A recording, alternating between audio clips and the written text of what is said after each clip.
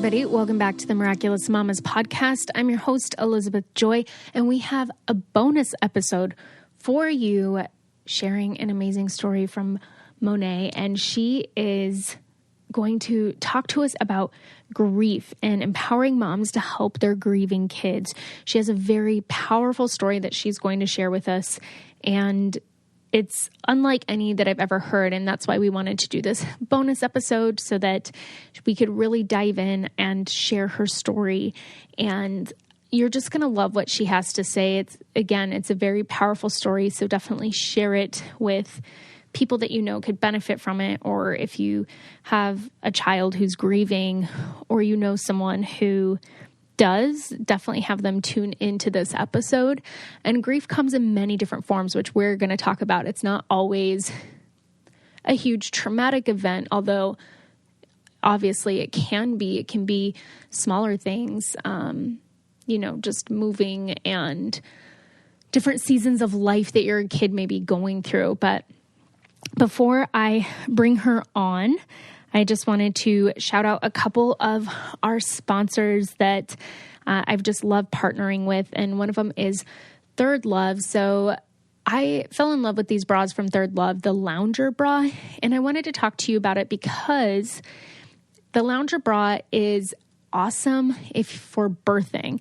So if you plan on giving birth, which I feel like most of the women listening are or have, but so I always recommend as a doula going into a birth that you wear a bra that has easy access from the back. There's a couple of reasons why. So wearing a sports bra, which is what most women want to do, but one that has a clasp, which the Lounge bra does, because let's say you do some hydrotherapy, you get in the shower, or in a tub, then you're wet and you're in labor trying to take off a wet bra, which is not comfortable. Or if you decide to get an epidural and you've been laboring, they have to have you take off your gown, take off your bra, and it's so much easier to just be able to have something that clasps in the back. And I wear this bra actually all the time. I'm not a huge fan of wired bras. So this is just a super comfortable bra that I wear every day. And I recommend it for giving birth and just around the house or out. If you're like me, I wear it out all the time. So it's definitely my favorite bra. So I would check out Third Love, and we have a 15% off coupon for you guys. Go to thirdlove.com/mamas. And they will help you find your perfect fitting bra, and you get 15% off your first purchase. I also want to give a shout out to nativedeodorant.com because they are one of my favorite sponsors. I've been sponsored by them for a while and been using their deodorant for a really long time. But the reason I love it is because their deodorant is clean. It's not full of all the yucky stuff. And if you're preparing your body to try to conceive, or you're pregnant, or even a mom, it's really important to know the ingredients that are in the products that you're putting on your body. Your skin's your largest organ that's absorbing everything, and that's why I trust Native. I also just got their toothpaste. I got 2 of their toothpaste, and Vito and I are loving their charcoal toothpaste. And for us, it was important to get a toothpaste that doesn't have SLS in it. Look it up. It's not a great ingredient. And for a while, Vito was actually kept getting kind of sores in his mouth, and we couldn't figure out what it was. And I did some research, and I found out that SLS, which is in the majority of toothpaste, can be a leading cause of that. So we switched over to natural toothpaste, and like deodorant, it's hard finding a good brand that you love, but we've been loving the Native toothpaste. So we have a code for you guys there as well. Go to nativedeodorant.com and use the promo code Miraculous for 20% off your first purchase. And just remember, when you sponsor or when you purchase from our sponsors, you're sponsoring this podcast, and this podcast brings you tons of free information, education, storytelling, community. We want to keep this going and want to be able to continue to bring all of this to you guys for free. Speaking of our community, if you're not a part of our Facebook group, definitely join us there. Follow our Instagram page, and you can see a lot of the resources on there, learn about the guests that are coming on.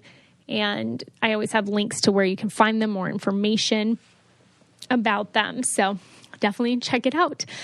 But without further ado, I'm going to get Monaye on and have her share her amazing, powerful story with us. All right, everyone, I have Monaye Marcia here, and she is empowering moms to heal or to help their grieving kids. She has an amazing story, and she's very passionate about helping move people through grief, and she's here to share with us. So thank you so much for coming on, Monaye.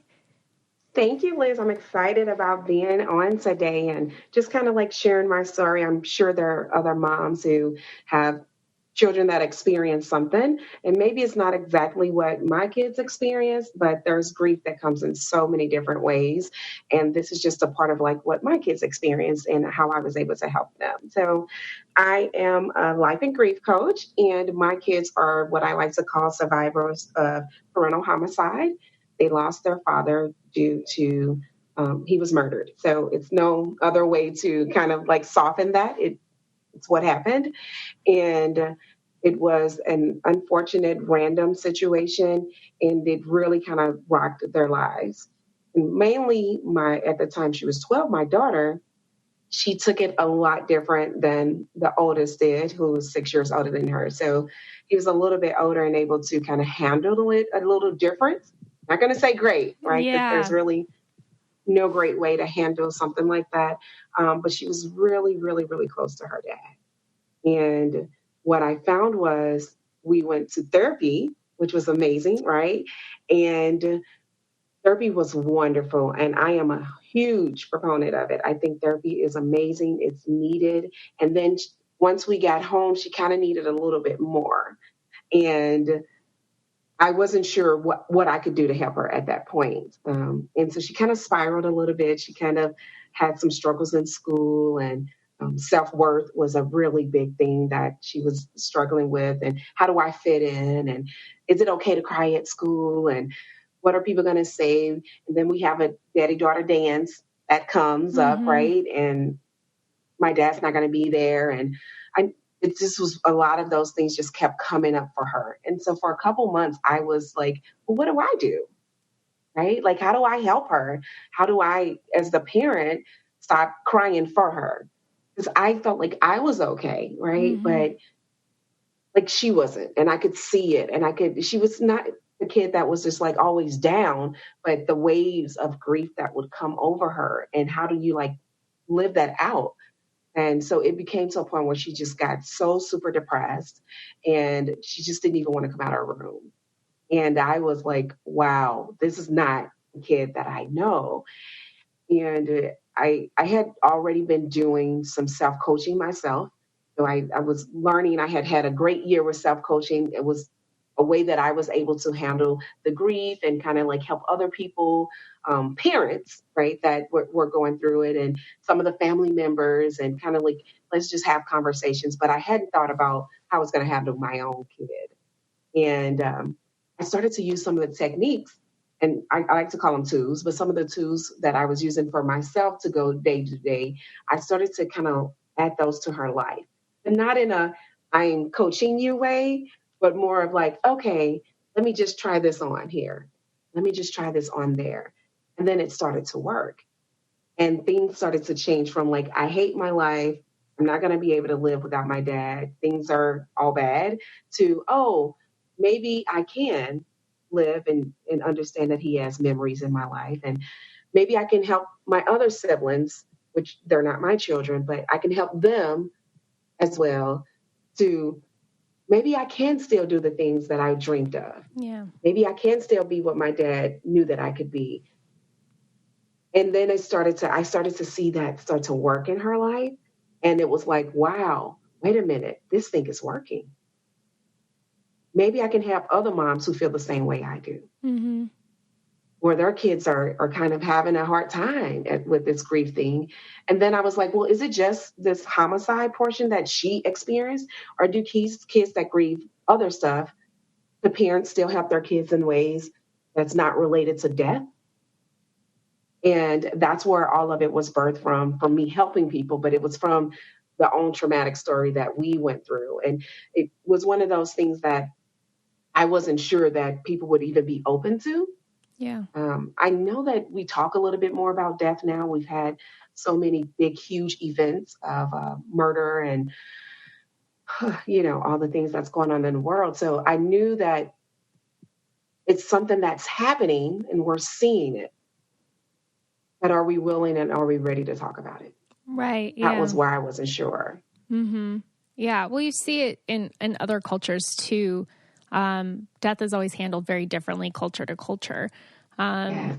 And I'm just amazed though, listening at your strength as a mother to be able to, I guess, go through this and to do the self work in order to help your kids, because going through that situation seems extremely traumatic and hard. Yeah, and definitely. And the part I didn't share, and I'll just throw it in there, I wasn't sure if I was going to share, but it had happened. This was the second time for me. So my son's dad was murdered when he was 6 years old. Mm. Totally different situation again. And then it's happened again. So the new man that was in his life, that raised him, now he lost him. Mm-hmm. But it's like, this is a two-time thing. Well, I didn't handle it the same way the first time. Of course, I didn't have the tools that I had back then that I have now. And so going through this a second time, it really was the self-coaching that I needed to do. I'm very thankful that I had those tools. I don't know that it would have been, where I am today if I didn't have those. Because she was a totally different situation than what my son was when his dad passed. And so he had like the double trauma of a parental homicide.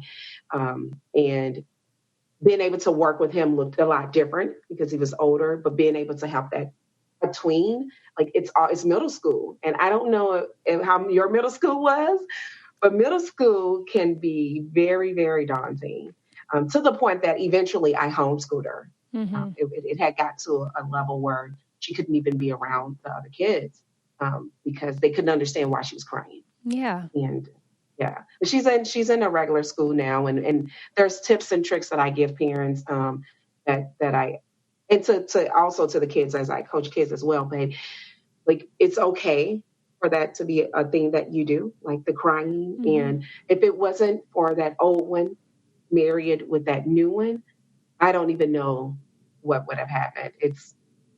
Trauma is just such a thing that I think that a lot of people deal with, and how they handle it is what changes their lives dramatically. Oh, absolutely. And how the trauma affects the different areas of their life. Oh, yeah. Like shapes their future completely. I mean, it's literally, and I don't have the science here, but it is a thing that when you've experienced trauma and you don't address it, it really does change your chemical balance. Like it changes what's going on in your brain, and it changes things for you forever. And you may not know, you may think, oh, I just didn't handle that portion well. Right. Well, it comes back up, and it really does. And the interesting thing, I was, I think, I can't remember what month you had someone on, and they were talking about how generational traumas affect you. So yeah, so imagine like if that's a generational thing that so like my kids' family, like now they have that going into when they have children. And so if they didn't address it, like that's a generational trauma. Right. And I'm like, wow, like when I was listening to that, I was like, wow, I just didn't even think about how that could even shape the future of their grandkids. Right. But the work began with you because as their mom, you did the work and you were able to move through it and then give your kids the tools to help them as well. So exactly, you're like the breaker of chains for your family with that cycle and moving that through to your grandchildren and great grandchildren. Absolutely. And that's exactly what I was thinking. I was like, man, it was powerful when I was listening to that. And it's like, wow, like not even realizing that was a component that comes to what can happen in the future. Right. Like not even realizing. Yeah. But yeah. I can't believe you went through that twice. It's real. And it's one of those things that you're like, what? Like, I can't, what? How can this be something that happens? Yeah. And to either. Like still, and just be, I mean, again, it's how you use that trauma because now you use it as good. You're coaching people through this. You're empowering moms to help their grieving kids. You're empowering these kids to move forward instead of allowing what had happened to you shape you negatively. Yeah, it's one of those things where there's a lot of conversation about post-traumatic stress disorder, so PTSD. And I don't think, and it's coming around, but there's not as much conversation about post-traumatic growth. And so that's what I teach. I teach how can you use this trauma that it happens. Like we really can't take it back. Right now, we don't, at least I don't know of. If you know, Liz, how we can go back in time, teach me, because I'll go back. I do not. But it's not something that I know. But how we can use this grief or this trauma and grow through it and find ways that we can grow through it versus being stuck in it or allowing it to actually change the chemical imbalance. Because if we don't address it, that's what's going to happen. Mm-hmm. And and I'm not saying there's anything against PTSD. It's real. Mm-hmm. Let's also explore post-traumatic growth. And that's kind of what I like to discuss and explore with moms and their children. It's like, how can we take that and say, yes, it did happen. We cannot change it. But how can we grow through our grief? How can we give ourselves some grace? You know, how can we actually look at how can we reconnect with our own selves and remember our person? Right. You know, yeah. How can we take this experience and use it as maybe a way to empower ourselves to do something that everybody don't get to experience this? What if we looked at it like, okay, well, now I get to use even more of me to be an even better me. Mm-hmm. What if I can do that? Yeah. What if I can use it to like actually grow? Like it's a thing that a lot of times when you think about trauma and grief, you don't think about growing. You think about kind of sucking in, right? Like when I think of the word, literally my shoulders want to turn inward and kind of like sulk. Mm-hmm. But what if I can take that moment and maybe not stay there always? Yeah. Mm-hmm. What if I can just open my chest up and say, yes, this did happen, and I get to remember my person, and I get to do it in a way that not only makes me feel wonderful, but if they were here, what would they tell me? Do that thing that you were supposed to do. Achieve that goal that you are going to achieve. Yeah. Win that game, mm-hmm. right? So it's kind of like those things of like reframing what you think grief should look like and make it your own personal, which is a huge thing that I'd like to do. A lot of people think that grief should happen in these like metered stages. And that's so not true. Grief doesn't happen that way for people, Mm-hmm. especially if it is something that was very traumatic for that person. And that could mean anything because everybody's lives are different, right? Right. And when I think about children, that trauma that happens to them, I even think about recently I relocated. I moved from one side of the United States all the way to the other side of the United States. Mm-hmm. And I knew that was an added grief for my daughter, mm-hmm. right? Like she's leaving people. She's going to go to a new school. Like that's a trauma for some children. And then when they're going through it, what are you doing to help them through that process? People move all the time, right? Right. Mm-hmm. Yeah. Well, I remember reading somewhere that 5 of the most stressful things you can do in life, and one of them was moving.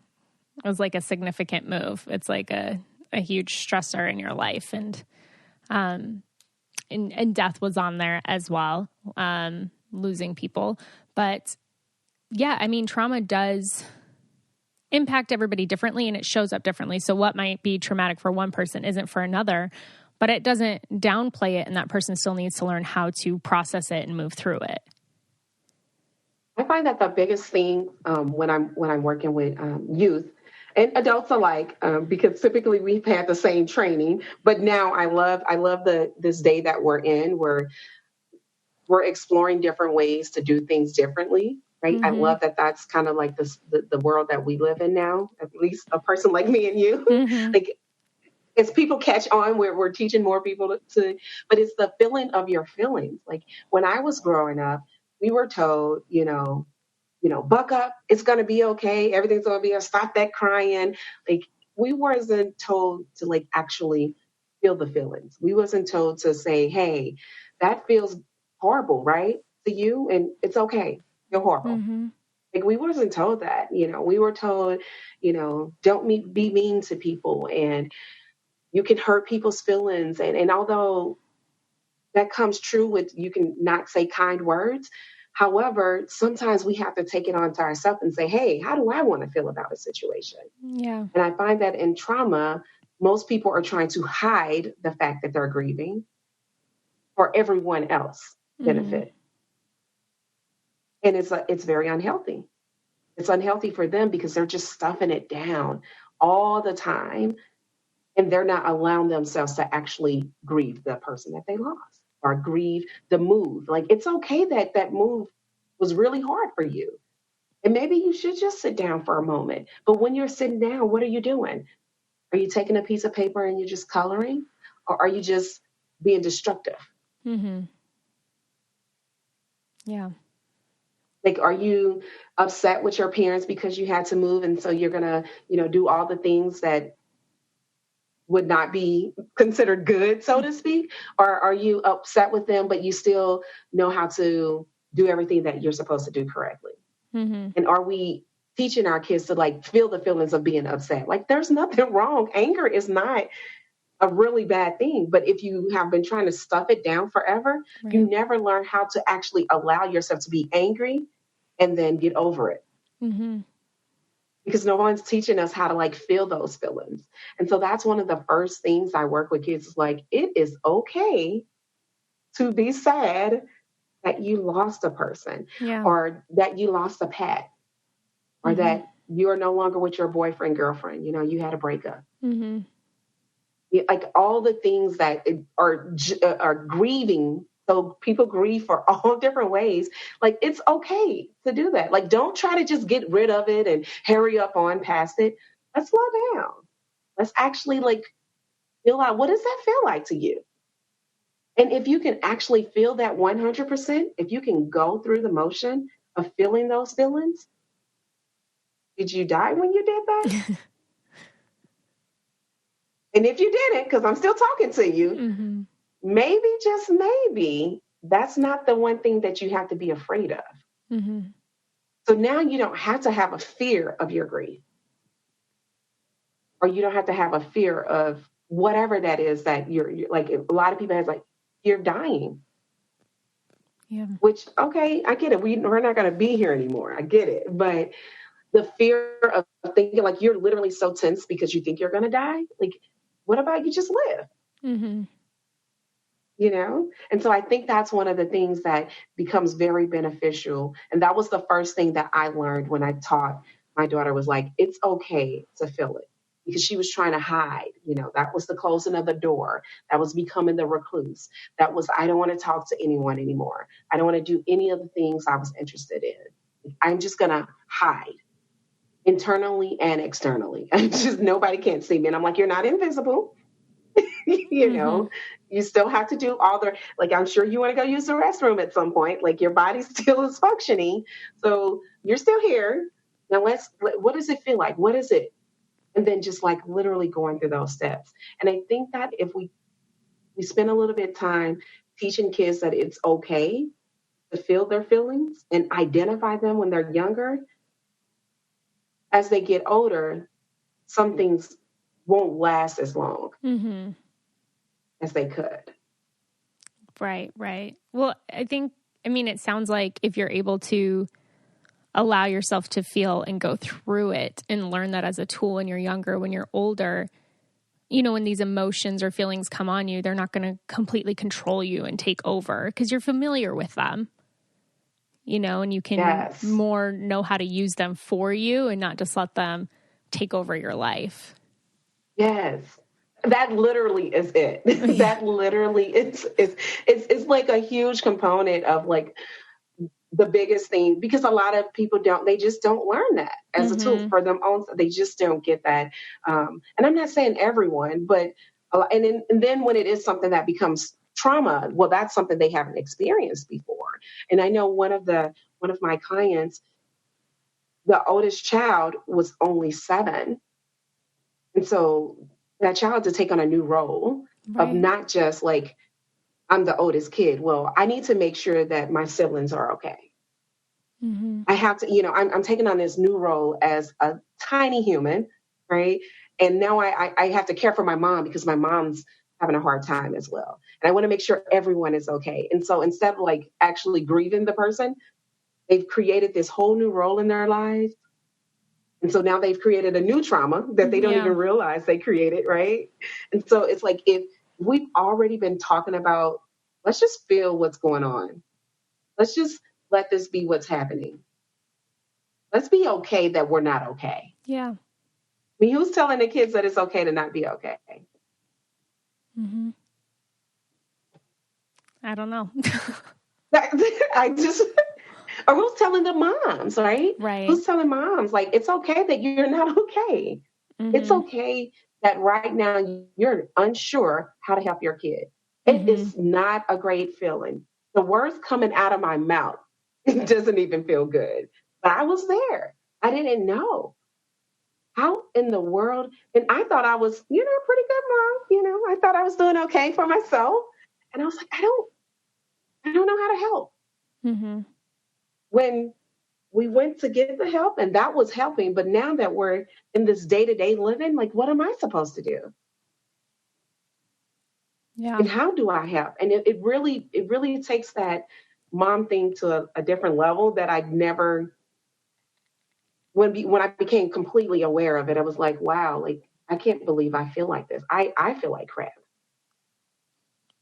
Yeah. Because I can't do the thing that I'm supposed to do. Like, isn't this my job as a mom? Then I started to beat myself up, like, as a mom, which didn't help anything, right? Mm-hmm. Like, anytime you start beating yourself up mentally, emotionally, it definitely just continues to spiral down.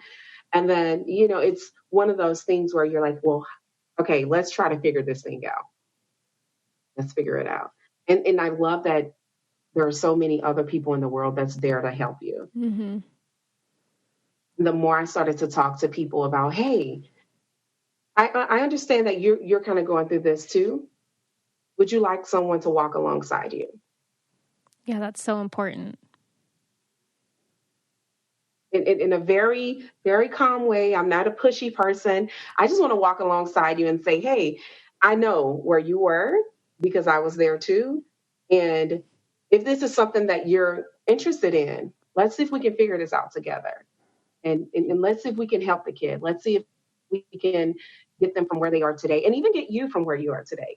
One of my biggest things, Liz, is that because moms like to, like, we at least I know for me, I feel that I was given this gift of motherhood, and I really do see it as a gift.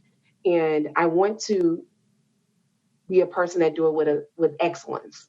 Like, I want to think that I'm like, hey, I'm winning it. Like, even though I'm not perfect, and I Yeah. realize that, but I want to be putting my best foot forward, so to speak. Yeah. And so I'm like, okay, when I'm not doing that, and when things are not going, 100%, like, am I still doing that?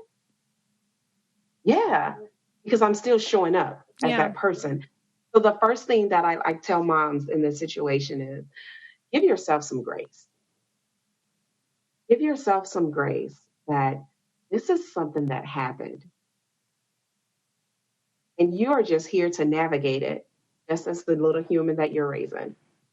Mm-hmm. So give yourself some grace instead of that beating up that happens. Like, am I doing okay? And I'm ruining this. And what if my kids, all the woulda, shoulda, couldas, and give yourself some grace. So if there's a mom that's experiencing this, that's my first thing. Like, what is it that you can do in an area to just give yourself some grace? That's that self-care that we talk about. Like, just stop beating up on yourself and just allow yourself to be a person that says, this happened. I'm not perfect. And nobody wrote the manual, right? I didn't get the manual. Did you get a manual from No. anybody? Right. Like, there's Mm-hmm. some things we can do, right, that has manuals, but every child is different. Every situation is different. There is no manual. Mm-hmm. Yeah. It's going to change. Every journey of motherhood is different. It is. Mm-hmm. And I love the name of the podcast because it makes me think of like, no, really, this is a miracle that first off, you trusted me with two of these little things. Right. Yeah. Mm-hmm. Whew, okay, I got two beautiful gifts. Yeah, for And sure. then their lives were, unique just as everyone else's. And Yeah. this is what happens. Wow, I must be pretty miraculous. It's kind of Yeah, for sure. And I mean, I don't know. It's just crazy. I mean, as you were talking about it, I was just thinking about, yeah, there are tons of traumas that kids go through, just even divorce, moving, bullying, whatever it is. And it's so hard to navigate, I think, as a parent, because you just want to protect and take it from your kid. But your kid yes. has to have the tools to feel it and go through it and learn how to overcome it on their own without you just trying to take control. It's the number one thing that I find all of the parents that I talk to, we just want to take it away from them. We just Yeah. want to just give them the light and the happy and the fun and the joy and the experience and these really hard things that is hard for them individually. We just, you know what, just give it to me. I'll take it. Right. And it's just not it can't happen. Right. And that's kind of like what happened with homeschooling with me and my daughter. It was kind of like, this has become so traumatic for you that you can't even go to school. Mm-hmm. Well, here's a way that I can take it from you. And when I look back and kind of like after we started doing this process, I was like, I think I had did the one thing that I tell people not to do. But that's how you learn, right? Yes. Yeah, I for was like, sure. let's just get you out of that situation and I'll teach you. I can teach you, Mm-hmm. and it went well. But she's a person that actually do like to be around people and she gets her energy from other people. Yeah. And so I wasn't at the end of the day, I was like, okay, she needs to be in it. This works out for her to actually be a person that goes to school. Yeah. Um, Yeah. Do you ever work with, I guess, moms who maybe they had experienced a traumatic event when they were a kid and now they're a mom and trying to navigate grieving now because they're realizing maybe they never did and they have kids the age that they were when this traumatic thing happened and they're trying to figure out like, how do I parent and protect my kid because I don't want what happened to me to happen to them. So that's a very interesting question, is that most people find me because of their child situation. Mm-hmm. So because they have a kid that is kind of like going through this grieving process and maybe they're not handling it the way mom think that they should, or the mom is more like, I can't go through it. But then the interesting thing is when we get on our calls and we're coaching, it never really stays in that bubble of the kid. Right. It does come up and a lot of the things that they've experienced and they never thought that they didn't handle it or they didn't deal with it until we're talking, and then it comes up and it's like, oh well, of course I've never even dealt with that situation, this thing that happened to me, this thing that happened when I was younger. Or it's like, well, because kind of like what you were saying, they're coming to me because they have a kid that's an age, especially in that tween teen level, they're in this age where I just really don't want them to spiral out because this did happen to me. And Mm-hmm. it took me so many years to get into a path that I'm comfortable with, but I went through so much trauma that I kind of spiraled out for years. And I don't want that to happen to my kid. I want to see how can I help them so that they don't necessarily do that. The same thing that I did. So it comes up, but the way that they come to me isn't typically because they want to address something that they had happened to them. Mm-hmm. But it comes up all the time. It's so interesting. It's like they start digging and they're like, oh, wait a minute. I didn't realize that this happened to me when I was this age, and a lot of comparative stories. And it's like, oh, yeah, because you just kind of suppressed it. Once you got over it, you tried to suppress it and leave it there. But a lot of your actions and things you do is because you did suppress that. You didn't deal with it. And then how you're going to handle and help your kid, that's coming up the same way that you handled yours. And Mm-hmm. most of the times, majority of the people that come to me is because, or what I've seen happen is they've done that. They've experienced something. They went through a period of time where they didn't like who they were. Mm-hmm. They've come out of that period of time, right? And then now they're a parent, and they knew that what they did was not something they would want their kids to go through. And that period of time could last from like a couple months to years. Right. Mm-hmm. So it's that dynamic, but typically when they come to me, it's because that kid is like experiencing some trauma right then and there. But I for sure would help people in that situation because I get it. I get it. You just don't even realize how you suppress some type of trauma and what you did and never really knew how to handle it. I don't think that there wasn't people helping people years and years ago. I think that maybe it just wasn't as big of a conversation. Yeah. Or there was a stigma about going to get the help. Right. Right. No, agreed. I feel like everybody needs therapy at some point in their life. Like, I don't know. I feel like we need people like you. We need people who are helping others understand that there's, like, it's okay to feel a certain way and that there are tools and resources to work through it and get past it, whatever it is. Because I feel like we suppress a lot of things.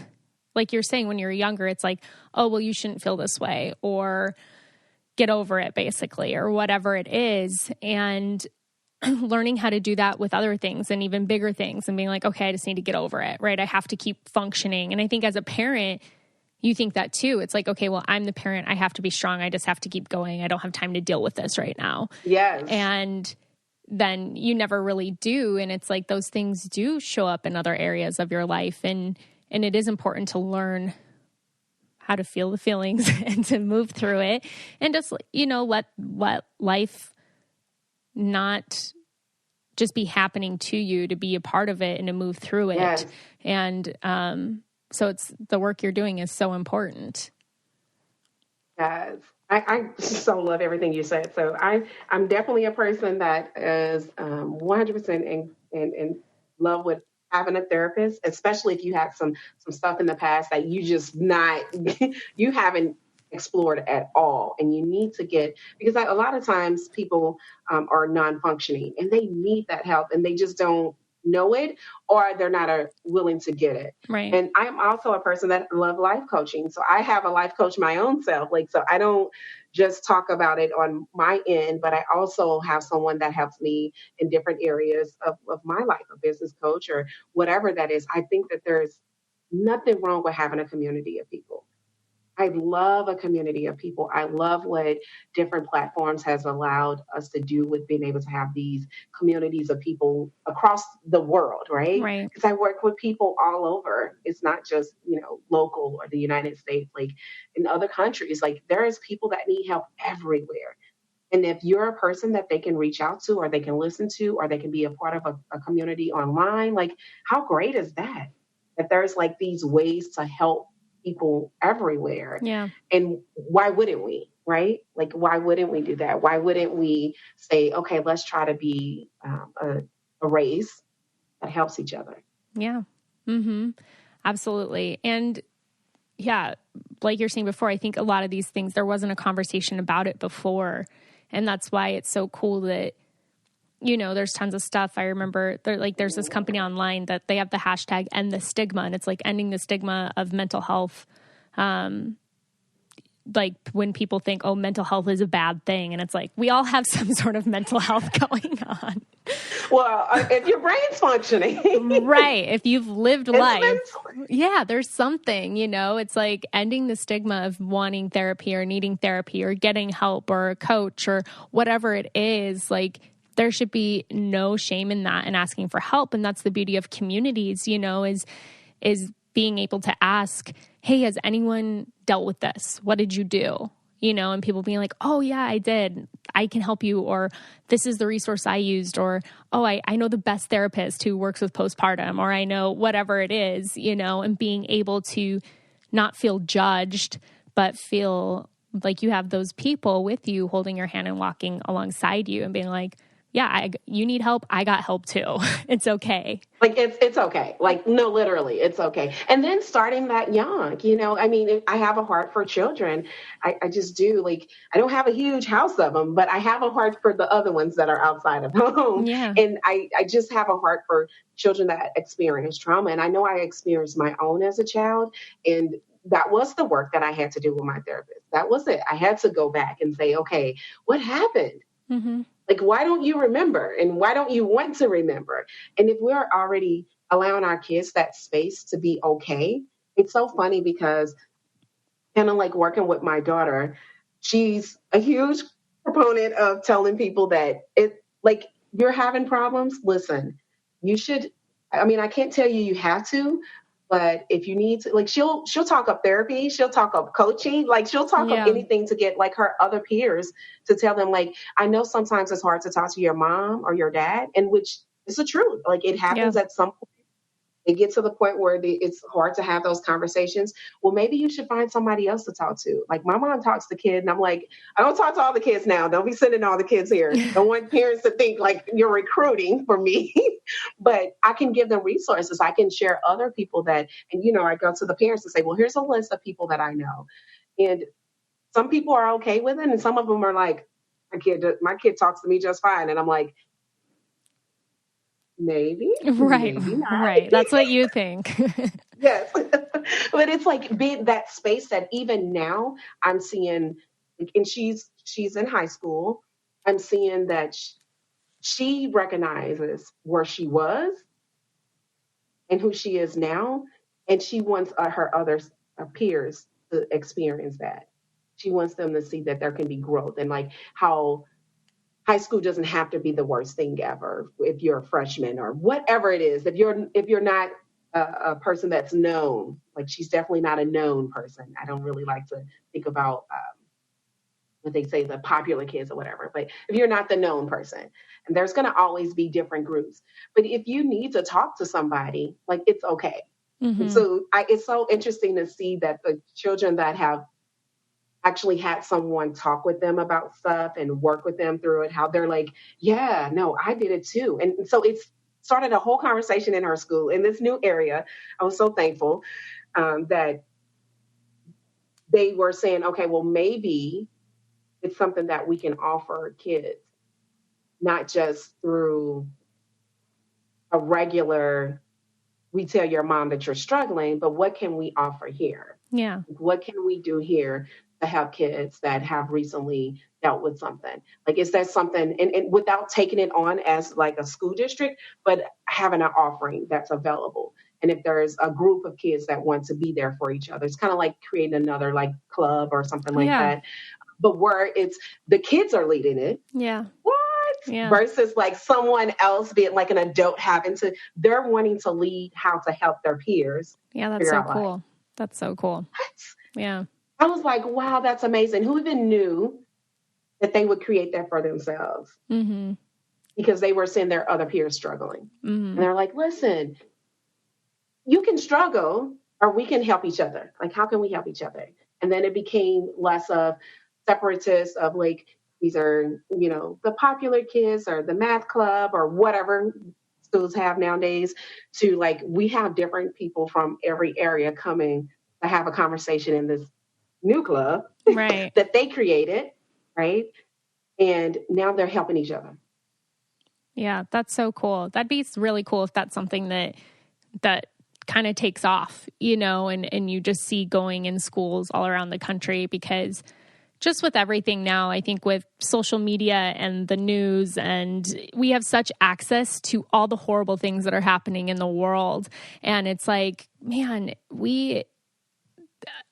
when I was a kid, I didn't know all the horrible things happening in the world. And now kids do. And that just in itself is a lot to take on. Like, these kids are carrying the weight of the world on their shoulders. And yes. It's like, you need to find a place where you can go and just talk with other people your age who maybe are going through it too, and are like, man, like, whether it's something that happened at home or something you read or whatever it is. And, with the social media age, there's all the cyberbullying and just tons and tons of stuff that kids these days are facing that we didn't have to. And I think that just a club or something like that would be so beneficial for kids just to feel a part of something bigger than themselves.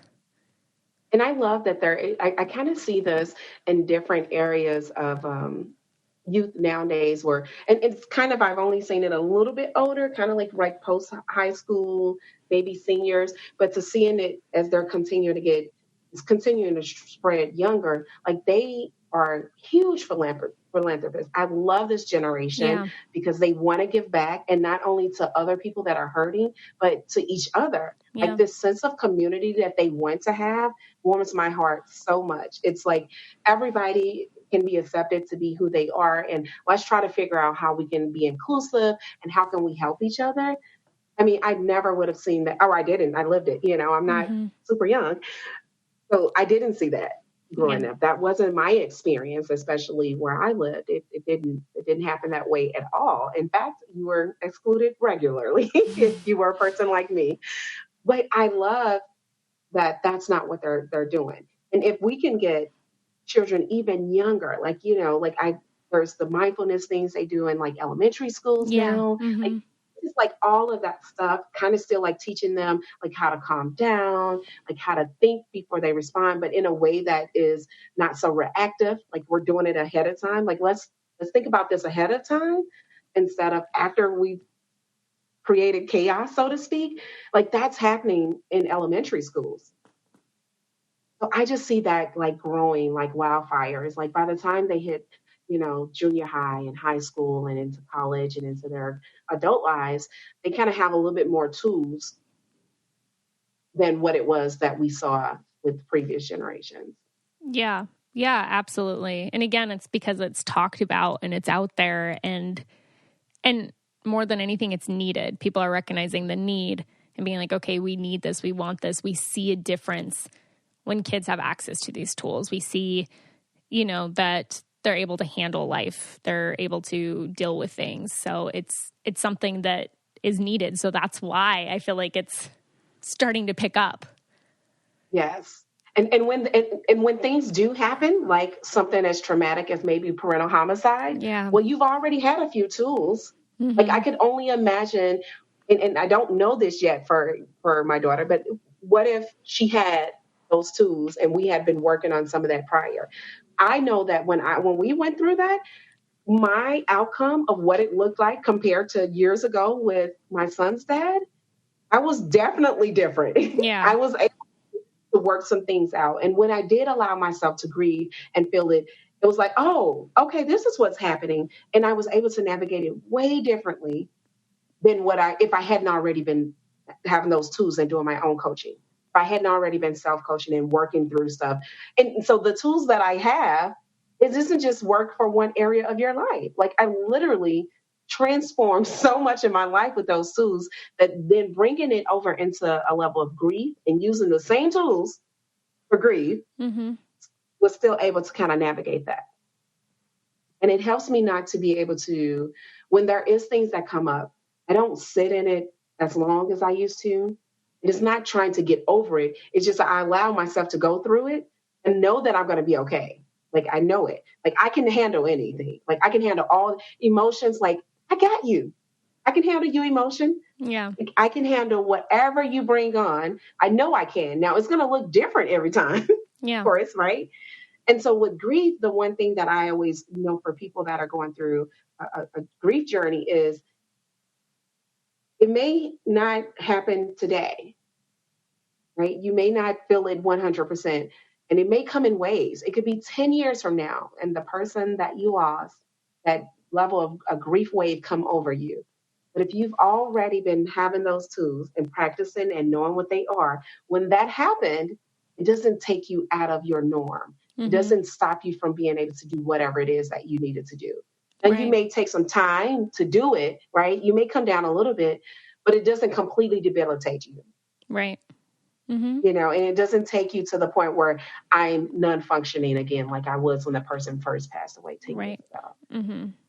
And I love that there's so many tools, there's so many different ways that people can get this. And that's even a beauty for me, right? Like there's this type of thing. There's yoga, there's coaching, there's mindfulness. There's I love that. And there's something for everyone. So Right. I tell people, maybe this one isn't for you. Mm-hmm.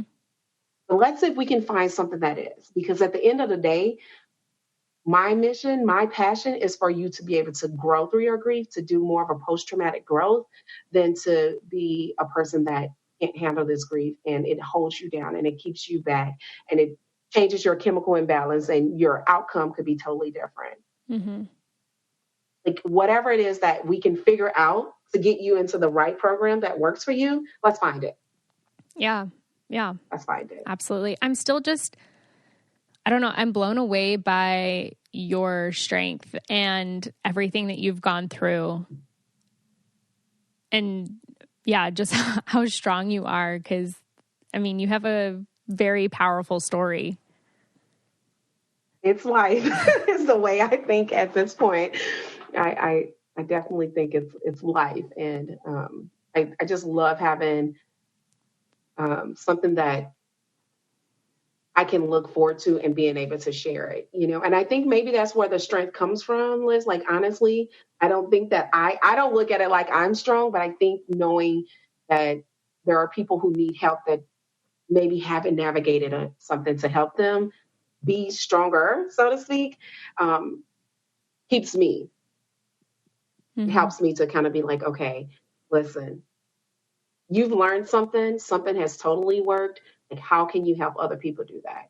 And it's one of those things that you, like, it's more of that, like, I want to just give it back. And I do whatever I know. Whenever I work with people, I give them everything I know. The plan is for you never to have to work with me again. Yeah. That's my plan. Mm-hmm. I want to give you everything I have because this isn't just something that's going to help you in this area of grief, but you're teaching it to your kid, right? We're talking about those generations. Yeah. So you're learning it. When I'm teaching you, you're teaching to your kid. If I'm working with your kid or not, either way, it's getting there, right? Your kid is going to teach it to someone else. And I saw it evident in my daughter, which I didn't realize was going to ever happen, but her showing her peers, right? So now they're taking that and they're sharing it, and they're putting it out. And then when they have children, and it just keeps going on and on and on. Mm-hmm. Like it's, and that for me, when I think about the big picture, like that's a gigantic picture of just being able to see people being helped Yeah. for generations to come. Like how amazing is that? Yeah. I mean, I feel like that's our purpose. I feel like on earth is to love and basically pay it forward, to leave the world a better place for the next generations. And Yes. maybe that's equipping them with tools. Maybe it's starting something. Maybe it's, who knows? I think it looks different for every person, but I mean, you've definitely found your purpose and are making a big difference. So that is Amazing. Yeah, it's awesome that you were able to use your story and what had happened in your life to turn around and help others. So thank you for the work that you were doing. Thank you for having me. Thank you for letting me share. Yeah, of course. I know sometimes it's not what people consider the positive story, but it was something and it happened and there's a lesson to be learned from it and then a way that I'm able to give back and help others. So I consider it a true life. Like I love it. It's a joy for me to be able to share this. Yeah. So where can people find you, follow you, get in touch with you, all of that information? Absolutely. So they can go to my website. I'm at Coach Monaye, MONAYE.com. And then on Facebook, I'm Monaye, again, MONAYE, Marcia, MARCIA on Facebook. And I'm email at hello@Coach Monaye. And then I'm a person that also responds to people via text message. Sometimes moms just need a little bit of encouragement. So I have a thing that I do to encourage people via text message. So you can do that as well at 636-393-8833. And if you just want someone to just kind of throw out some words of encouragement towards a situation that's not so always nice and kind and friendly. Wow, that's awesome. Yeah, thank you so much. And for everybody listening too, I will have all of that information posted with the episode and then on the Miraculous Mamas Facebook group and on the Instagram page. So if you didn't get a chance to write it down, all the information will be there. So thank you so much again for taking the time and sharing your story and coming on the podcast. Thank you for having me. All right, take care. What a powerful story. I just remember listening to her and just getting chills because she is such a strong woman and somebody that we could all take some advice from. I mean, the way that she has overcome and just took care of her children and did what she had to do and then turned it into something positive to become a coach for trauma and to deal with grief. What a heart.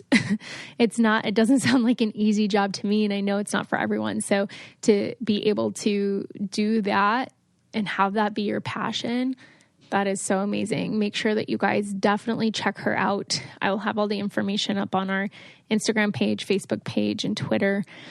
And share this episode again with somebody who you know could get something out of it.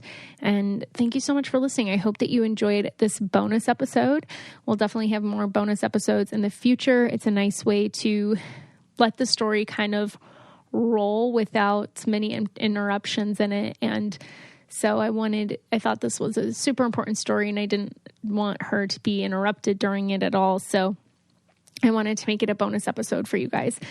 So definitely check her out. And thank you again so much for listening. And you guys will be hearing from me back in a few days.